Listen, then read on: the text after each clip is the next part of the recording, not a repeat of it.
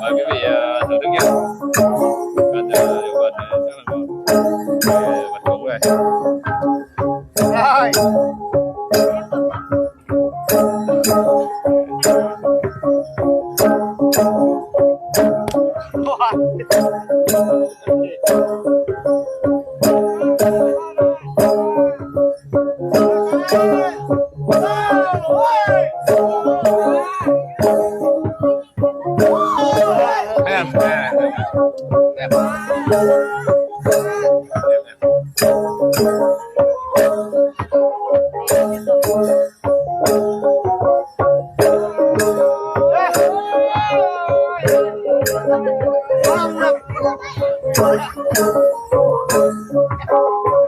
Cái điều dân tộc ở đây là ngôi nhà rơm.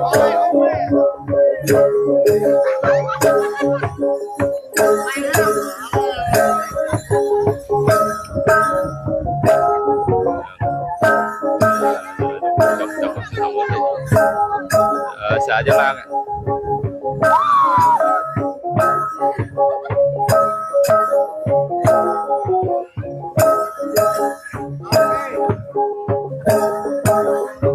Những đồ điệu múa rất tuyệt vời.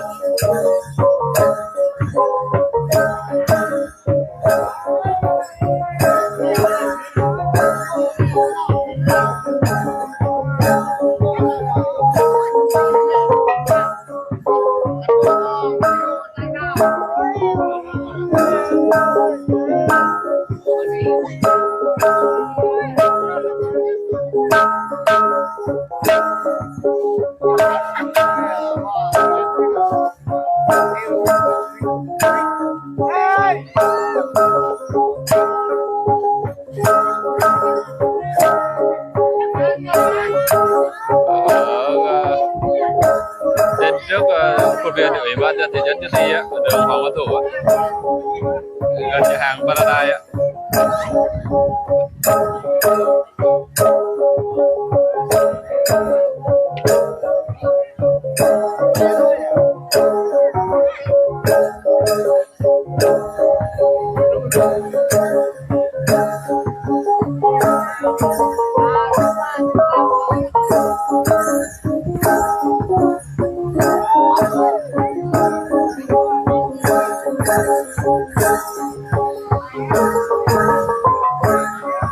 Vào 4 giờ chiều nay sẽ diễn ra lễ khai mạc và 5 giờ tức là 17 giờ sẽ tổ chức diễu hành không chịu đường phố.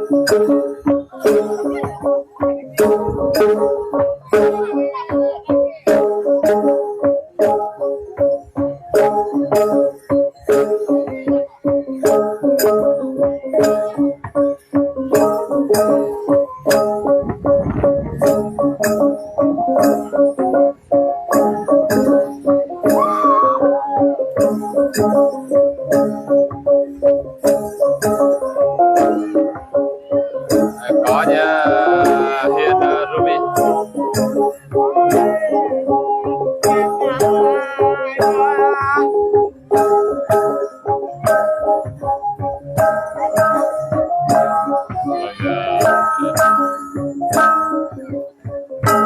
Những cổng thiên nhiên vang lên thì những điệu sang nhịp nhàng đúng đưa theo những điều ấy, và dường như những nhịp điệu ấy vang lên thì không có sự kết thúc.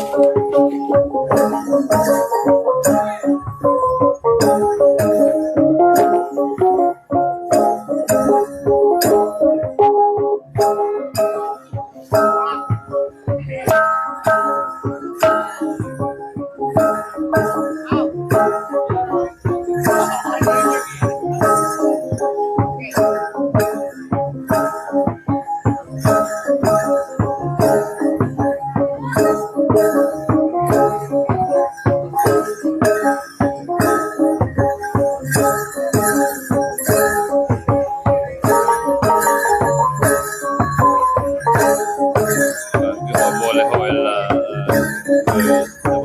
lại thể hiện lễ hội sinh hoạt cộng đồng của mình.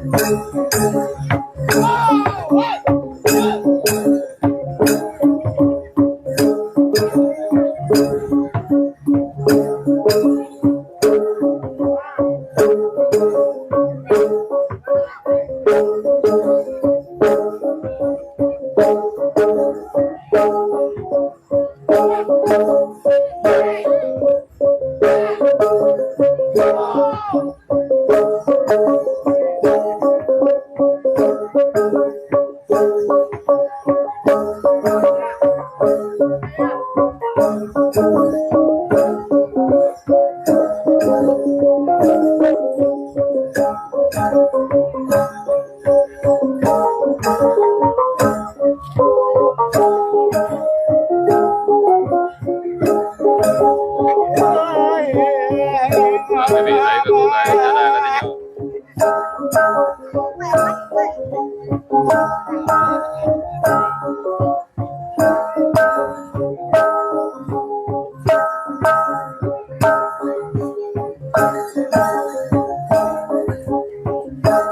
hôm nay chúng ai cũng rất xinh.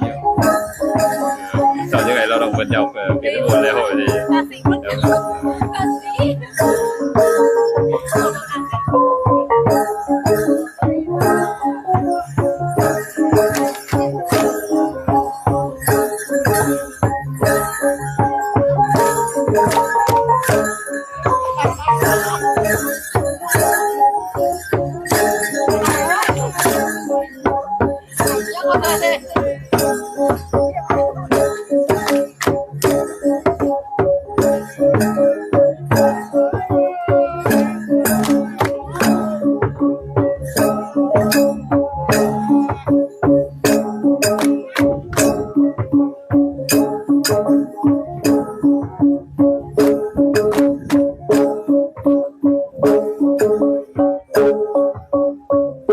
Thank you.